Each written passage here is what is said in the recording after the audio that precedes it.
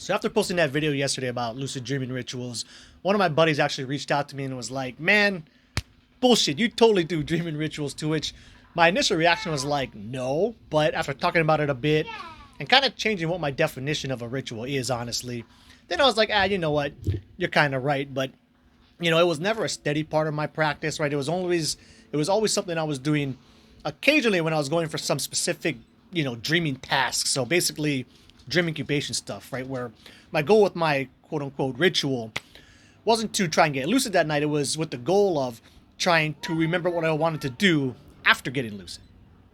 So what would my procedure, which is a word I like better for it, a ritual look like? Well, it would look something like this.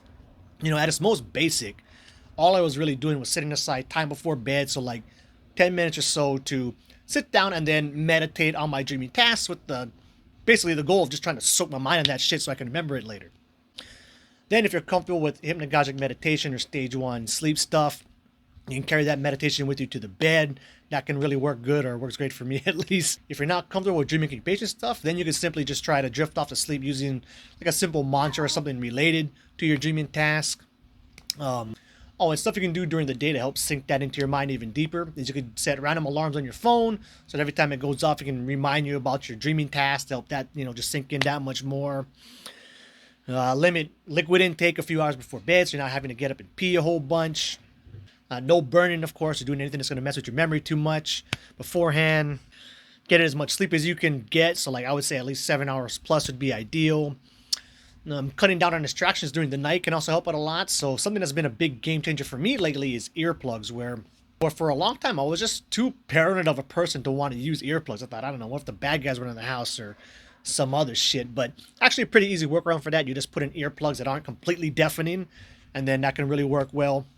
Also, something else I had to get past when I started using earplugs was I was having a lot of dreams about being deaf and shit. So, not too bad. After a couple of weeks or so, all those stopped. So that hasn't been an issue anymore either.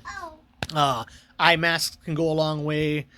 Kicking the kids out the room, telling your wife to not bother you and stuff like that can also help. What else? Oh, and then supplements. Have any supplements you might want to use and a plan on how to use them, ready to go. I've said this millions of times, but my general go-to would be like time release B6 for that. If you like teas, Blue Lotus and to get this Lucida are my favorites.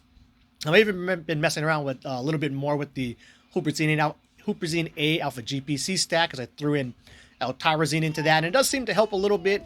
Kind of just seems to keep the alertness or like the keep you awake aspect of it toned down a bit with the L-tyrosine.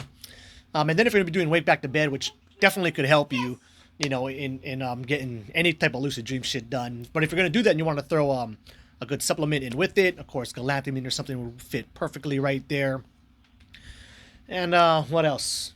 Oh, and then if you like get crazy with it, you could try sleep depriving yourself a night or two before so that you get REM rebound kicking in, which can really work wonders, but, can also be a pain in the ass because you're sleepy for the whole day before. But, yeah, I guess that's it. Give it a try.